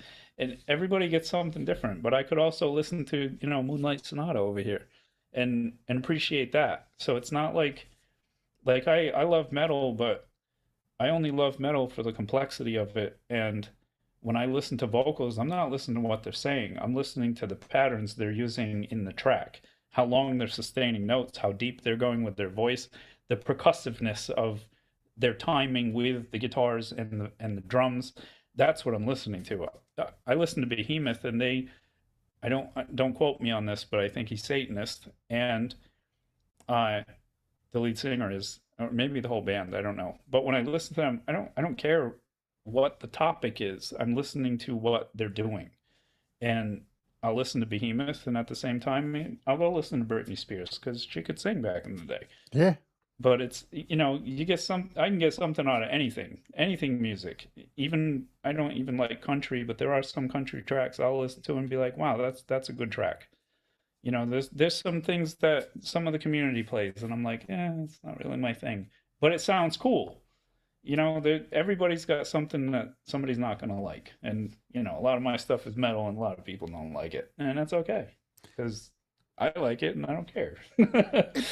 It takes a while to get to that place too, right? I think even just as people, right? Oh, because not everybody's going to like you either. Not everyone's going to like your music. But or what you have to say. Yeah, absolutely. And it don't matter. It doesn't really matter. It doesn't, and they're just not going to watch, and they're not going to hang out unless they do hate you and they want to come there every day and tell you how much they hate you. But then it's not your problem still, right? It's like clearly it's their problem. At the end of the day, it doesn't matter. Yeah, exactly. There's nothing wrong with me. I'm who I am, and if you don't like me, then go find somebody else. Yeah. You'll find your Britney Spears somewhere. It's just not here. Once she's out of custodianship, you'll find her again. Well, she is these days, apparently, whatever. Or is she? Who knows? And Hugh, I don't know who that is. But what is it? Borgnaga?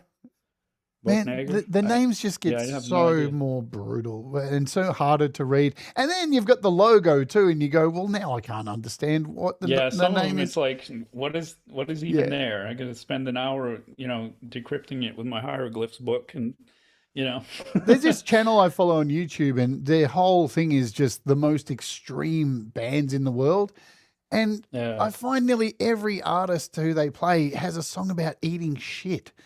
And I just think, I geez. wonder if they are eating shit, or it's just like Me a and my thing. wife were just talking about that the other day because there are people that do that, and I'm just Yes. like, well, what is fucking wrong with you? Coprophobia. Is that a coprophobia? Is that what it is? Whatever. I don't know.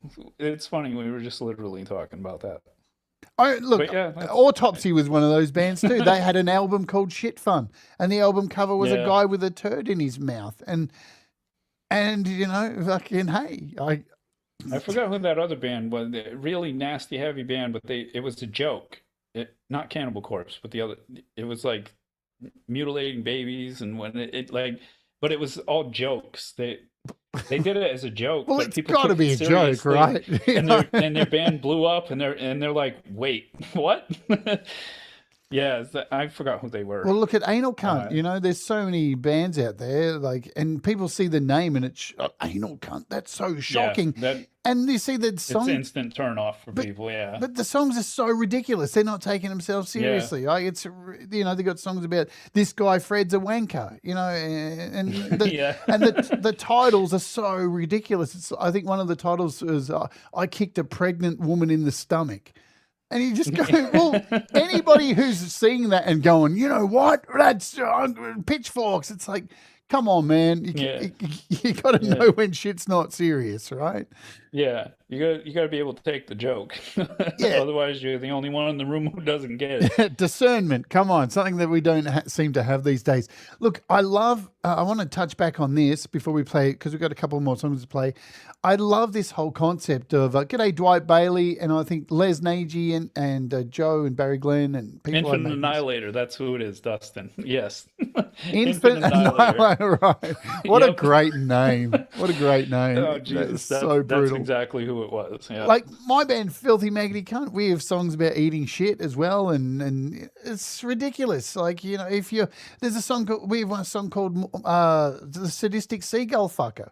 If you're hearing that and reading the lyrics about a man who sneaks around the park with an overcoat on, flashing birds and then having sex with them, and you're going, oh, I don't know, you're the problem, I think, right? Yeah. So, Yeah, you got to be able to laugh at some stuff. it's ridiculous. But I want to Yeah. get back to production, because it's been interesting hearing you talk about production, and I want to go down this path. Now, you went back to school, you went and did music production and stuff. What is it? Can you pinpoint what it is about wanting to construct stuff? It sounds like you're like a Tetris game around music, like fitting those blocks in. When you sit there and you hum a melody, and you hear all the other parts, but you don't hear all the other parts. It's like you said, you're putting this Tetris together and you're trying to get the 4 lines and make that hit track. But it's not even so much that, it's just the creation of it, and it's hearing all of the things meld together and just work in unison on a little thing. You just went and then you hear it and it's brutal. Play it on the H string, it's like and it's like, yeah, okay, but piecing all that together, that's part of the fun. One of the tracks that's coming up, The Unforeseen Suffering, is like the epitome of that. It's like, how much stuff can I put in this and just make it nasty? Right. And I had just got a whole bunch of, at the time, really expensive, I still have them. They were really expensive when they came out. They're actual samples you play with a MIDI controller. And well, you know about this, I don't have to explain it to you guys, but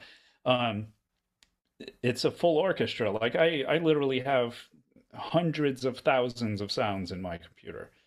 And just to be able to piece some things together, and violins and cellos, and like, I love a good string quartet. I'll listen to that by itself. But if I can put it into some metal, hell yeah.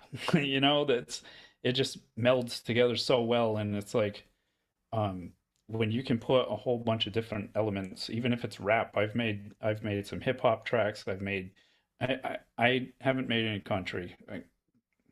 You know, stay back. I can't do it. And I can't play blues to save my life. We know. But We know. you know, I yeah. You can only talk about your cat, your truck, your dog, and your wife so much. And before it's Lurleen's, like, Lurleen's that guy broken said the same teeth. thing. You gotta be able to punch a woman in exactly, there as but- well. But when you can sit there and like I started out, like I said, when I was a kid, I was like 8 or 9 watching Transformers, and I'm recording this and putting it on another tape so I can record another one, and you know, bounce stuff back and forth. So you got one recording and you're playing this, and then you stop it, and then you pick another spot, and I'm making my own shows, and I'm like, wow, I could do this. And then later on, when I started playing music, actually playing guitar, 17, 18 years old, my stepfather had this crappy ass cassette recorder, the Fostex 2-track. Oh yeah. And the other one, not the Fostex. Well, he had the Fostex, but he also had the what was the other one? It was the 4-track. Tascam. Tascam. Yeah. They were the two biggest brands. The at Porta time. Sound. And yeah, exactly. Yeah. The Porta Sound Studio. Yep. I had one. Like there's still a tape somewhere. It's probably in the garage where I have all 4 of the one side. So if you flip it over and play it, it's backwards. Yep. Yeah. So I still have I have all of my recordings that I've ever made, like actual stuff that I've made. I have everything all the way back to when I first started writing. There isn't a lot because there were a lot of gaps because I was learning how to record things. But I do have everything that I made that was memorable except one track called Lost Cove. And it was an entire song, just acoustic and my vocals. I have no idea what it is. It's the only one that I lost. So, my memory retention is ridiculous for music, and I can remember how to play a lot of things. There are some things that I have to go back and like, how the hell did I play this? You know, if you don't play it enough, you lose it. But for the most part, I can listen to it and pretty much find it within reason, you know, reasonably quick. There are some things that are a little harder because I don't play like I used to either. So some of the coordination is gone. But you know, it's fun just putting stuff together. And when you hear the final thing, it's like, wow, that's awesome. I hear you. I'm down with that stuff. You know, I was the same. Used to make radio shows when I was a kid. We used to little tape recorder with a cassette, all that stuff, right? And then you get a Tascam as well. And then I remember like being in my bands as a kid, and we'd go pay all this money to go in the studio, and all the rest of the band would be fucking off drinking and stuff and going, oh, when do we get out of here? And I just sat there with the engineer looking at the desk and watching everything he did. I was so fascinated by it all. And now that's the thing. And you talk about strings, right? Fuck. One of the main reasons I do this show and get to do apps, when I get a string pack, yeah, they're amazing. They're just something amazing about those instruments, right? And that being able to do it here in your house and play all these parts and just it always gets me so excited. We live in the future. Yeah, my library is vast. I have strings, horns, percussive, like literally anything you can think of, even if it's from India. It doesn't matter where it's from. I probably have it on that hard drive over there. So yeah, it's and I don't, nobody took a liking to anything I was doing, so I don't get to, let me rephrase that. I didn't get to share it with people, and now I do. So, you know, there's other things that I would like to do, and my MIDI controller collects dust a lot, but there's literally hundreds of thousands of sounds to make stuff with in my system, and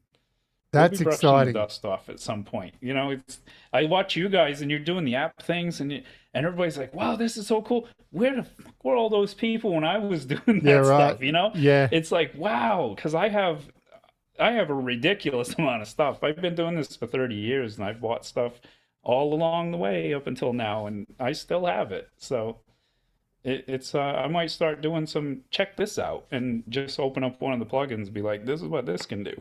You know, because there is a crowd for it. It just wasn't there when I was doing it when it came out. So Absolutely. Let's play another song because haven't got too much time. We're going to play The Hollow. So I'm going to whack this through now. Let's get it going. Let's do it. Oops, have I got the right one? Yes, let's do it. The Hollow. You ready to oge, folks?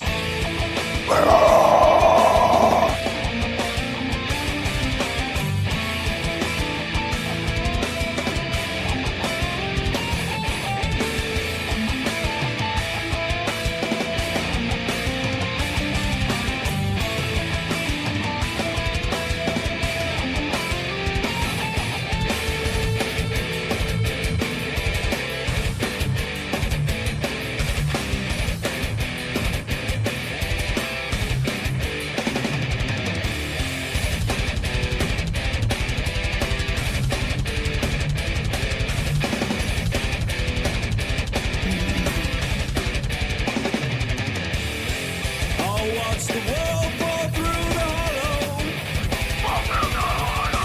Watch all the memories fade away. Love lost between the lines of sorrow. No color left, just shades of gray.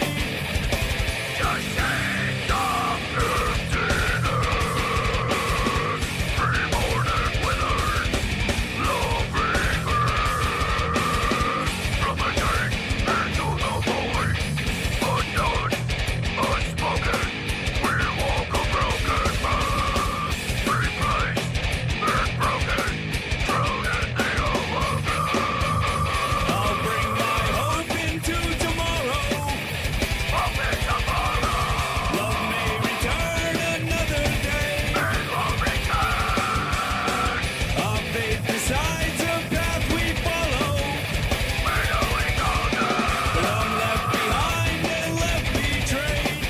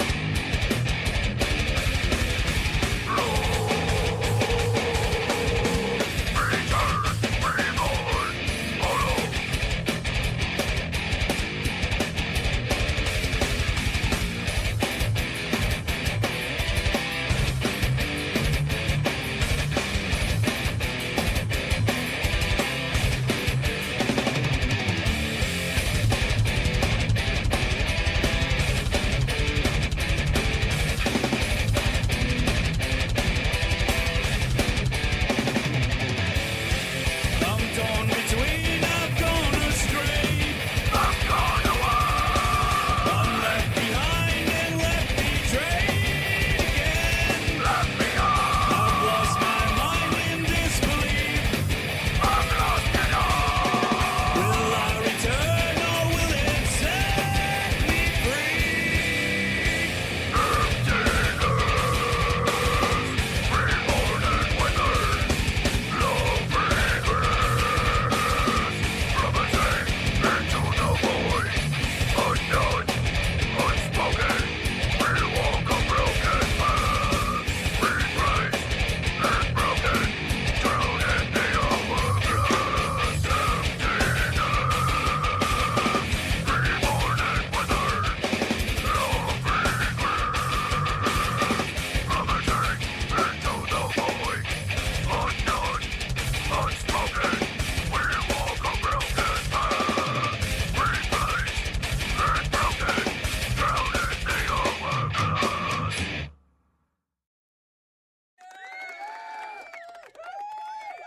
Man, that guitar tone. believe it or not, that's the Digitech GNX4 that I still have sitting over there in the corner. Well, this was my next question. The next two questions. Well, Thomas helped me add this one in. If you tomorrow had to get rid of it all, which plug-in and which guitar would you keep? Well, that stuff. What are you thinking? What are you thinking? The reason is I ask, go right? ahead. I've had so many guitars over my lifetime, so many.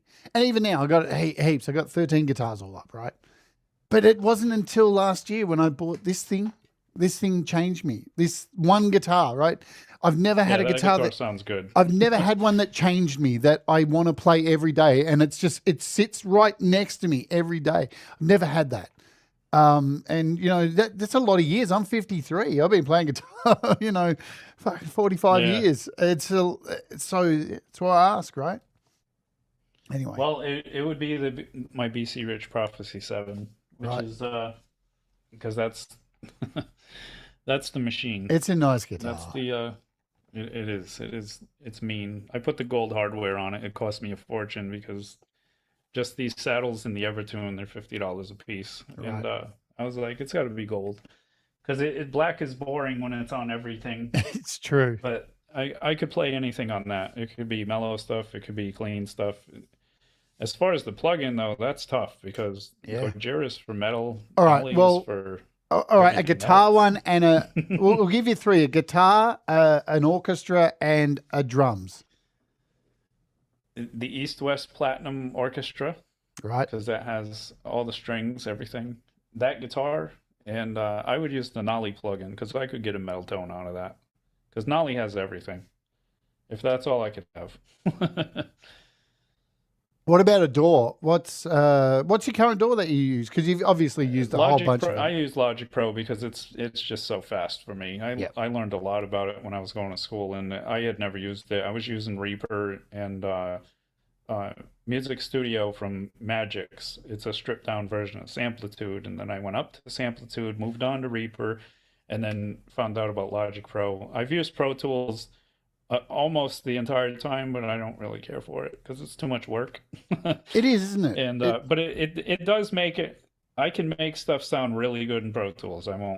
But it's work, and I don't like to play where I work. You know what I mean, or work where I play. So Logic Pro is I'm gonna have fun. I'm gonna write stuff, and I mean I could produce stuff on Logic Pro just as easily as the others. There is no best DAW. Whatever works for you works for you. Right? There's people that still, it's not Fruity Loops anymore, but it's FL Studio. Yeah. People use that and they make hits. You know, it's whatever works. But Logic Pro is my go-to. I think it's the one that gets out of the way the most for me, right? Because you just want to make stuff. You just and when things are and when it's in the way and you're like, oh, but I've got to do this thing and it's a whole lot of things I've got to do. Exactly. You lose it's like losing a hard on while you're fucking someone, right? It's you don't want to do that. And Pro Tools will do that to you. But if I were to work on something serious, I would do it in Pro Tools just because it's a machine that's made to do what it's made to do, and that's it. I mean, Logic has its gimmicks, and Pro Tools is just literally what it is, and I have their huge plugin library, and my plugins of my own from third parties are vast. So Pro Tools would be like serious stuff, but for Logic is just I could write all day in that. Logic, if I had to pick one, it would be Logic because Pro Tools pissed me off way too many times.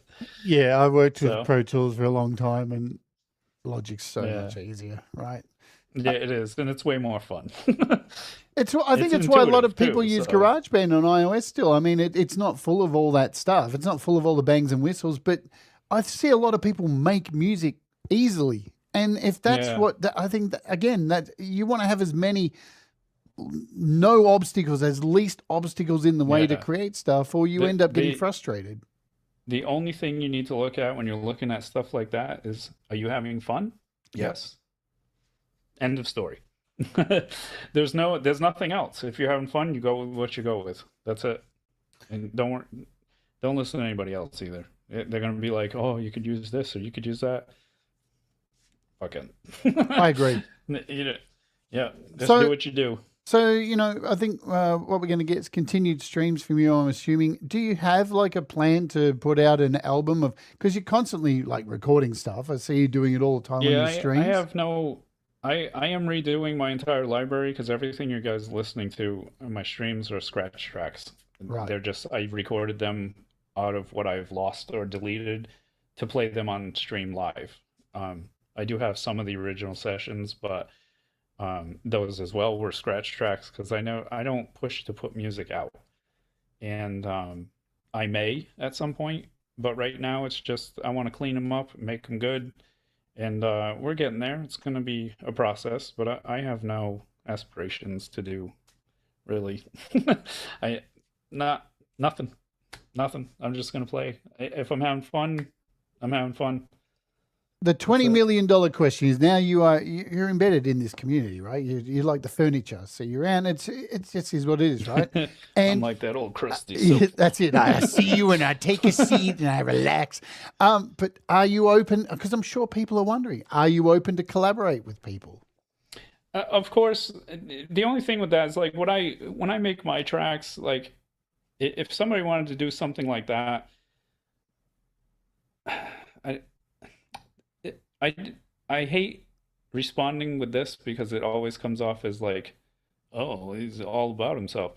No. My tracks are like my babies. Yep. And I will not sacrifice what I think I have envisioned for them for anything. But if you want something nasty like that, I could write riffs all day. Well, that's what I mean. So, like somebody yeah, with I'm always down for collabs, and it doesn't have to be, chugga chugga and squeal squeal. Absolutely. It's not. I make all kinds of things. And look, I'm the same. I wouldn't let anybody touch Yeah. my fucking songs. It just is. That's me, Yeah. right? But I'm Because talking I've had about. offers to sing on it, and the only one I was considering was Mr. Smith. He wanted to play bass on one of my old acoustic tracks, and I was like, well, let's do this. And I didn't get the opportunity, so I feel more upset than I probably should. I don't want to say that comes off wrong. Than you would think, No, I because I didn't know him as well as you guys did. But the impact that I got from him was like, wow, this is a stand-up guy. This guy's fucking amazing, and he's somebody that I need to be associated with. Yeah. And then before I know it, it's like, what everybody's saying, do what you're doing because you're not going to have tomorrow sometimes. You might not have tomorrow. Thank fuck a So- lot of him has rubbed off onto a lot of us. So he's touched Yeah, us he all, was you know? amazing. That's all I can say. It's it made enough of an impact. I don't play covers, and I've already recorded 80% of that cover, and it was the instant I found out. I was like, I have to cover this guy's track. I'm not going to tell you guys what it is, but he didn't have that many that I found, so I just picked the one that I thought felt relevant to what I experienced by him Can't no wait. longer being here. So it's yeah. We are at the end. I've got one more question, which I ask everybody. But before I get there, I want to thank everybody for being here in the chat, hanging out. If you're watching on the replay, all that jazz, thank you. Like, subscribe, all the stuff. Help this get more, do all the things. I hate asking and that thank stuff. all you guys for being here watching the show. 'Cause Absolutely. it means a lot to me too. You guys are great. Absolutely. Love to you all. And Brad wrote something earlier, which I agree so wholeheartedly. And it's one of the reasons I wanted to have you on the show. I think as metal musicians, for a long time, metal got a really bad rap. I've talked about this a lot, right? Oh, you're all demons and you sing about blah, blah, blah. It's like some of the kindest people I've ever met Every stream. are in fucking metal. I swear to God. Like, when I came out, all this stuff, the only people who stuck around were the fucking metalheads. And I thought they'd be the first to go, right? How stupid was I? Because it is a little bit of a misfit culture. But Brad wrote here, I'm so happy Jade did this interview. What a great guy. Killer tunes and just an honest, kind and cool guy. And that's the thing. Thank you, Brad. I appreciate that. It's why I wanted to have you on. I see it. Straight away, I see this kindness behind this man sitting there thrashing out and you just see it, right? And if I think people just don't judge a book by its cover or by the music they fucking play, honestly, because Yeah, we're exactly. all going through shit, man, and most people are actually decent, right? Last question. So thank you for coming on as well and being so candid as well. I'm always grateful for Oh, no worries. how honest and open people are. I'm a dickhead just sitting around the internet, right? So what do I know? Well, I forgot. Music coming through there. Oh, that's all right. That's because that's playing. So let me check this, make sure everything's stop. All right, good.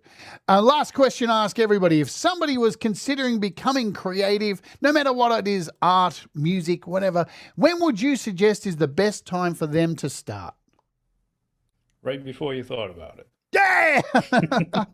I love the creativity you guys come up with each time. You don't waste any time with that. If you have an inkling to draw a picture, draw the fucking picture. And if somebody says they don't like it, somebody will like it. There's a place for everybody. There's a place for your work. You just have to find it. And sometimes you gotta be like me and wait 30 years before you find it. But I found it. So you just do. It's like you guys all say. It's do what makes you happy and do it now, because you might not be able to in the future. So. Mate, I'm so glad we've found you've found us. We're a tribe. It's what it is, right? So I'm so happy that you're a part of our tribe and playing your music. It's just fantastic. We're going to go out with Unforeseen Suffering. What a great way to, well, a positive note. Let's Nice all just happy track. wallow in some unforeseen suffering. It could be worse. It could be like eating shit or whatever, but it's not, thankfully. Tell us. Give us the rundown of Unforeseen Suffering before we go. So I was listening to a band called Demo Borger. Oh, and great band. oh my God. So good. I'm listening to that and I was like, wow, this is insanity. And it was around the time that I had just got that orchestra pack and everything. And I'm like, I can do this. And I started making it. And I did get help with lyrics from a guy named Jamie Randolph. And we just sat in the room listening to it and just throwing ideas back and forth. And I was like, all right, if we go with this, and we just threw it back and forth. But the outcome of it was amazing. The track that you're going to listen to, though, has one mono guitar because I lost the original session. So it is what it is. I'm stuck with it, but I am redoing this, and the vocals will be back on this when my voice is back up to par. It's getting redone, and it's getting redone viciously. So, yeah, enjoy. Exciting stuff, folks. It's the epitome of my work. This is probably the best track that I feel like that I've made with metal, because it's just nasty. I love it. It's great. Can't wait. Lastly, before we go, folks, I've got an opening hour happening this weekend coming up. We're going to do what are we going to do this week? I think we're doing 90s alternative. There we go. We'll play some 90s stuff, a bit of Bush, all that kind of stuff. So if you're in the 90s alternative, nice. I'm going to be doing that this week. And at the end of this show, I'm going to dump you over to my other channel, Walk With Me, for a premiere tomorrow, because Pete's not doing a show directly after this today. So if you want to come over, it's the cool episode for Walk With Me tomorrow, where I went to Pentridge Prison, and it was fucking evil. It was one of the most disturbing places I've ever been on Walk With Me. So that is happening, a premiere tomorrow. Awesome stuff. I'll let you know too, if you are a fan of Walk With Me, we're dropping 3 episodes a week going in from now on. So that's starting from this week. All right, let's get to it. Are you ready to go? Let's get metal. Make sure I've got everything queued up. And I'm so terrible at this. All right. Thank you, Wes, for coming on. Thank you all for being here in the chat. You know the deal. Thank all of you. I appreciate it. Do the things that make you happy, folks. That's all I'm going to say. This is Unforeseen Suffering. Let's get it right.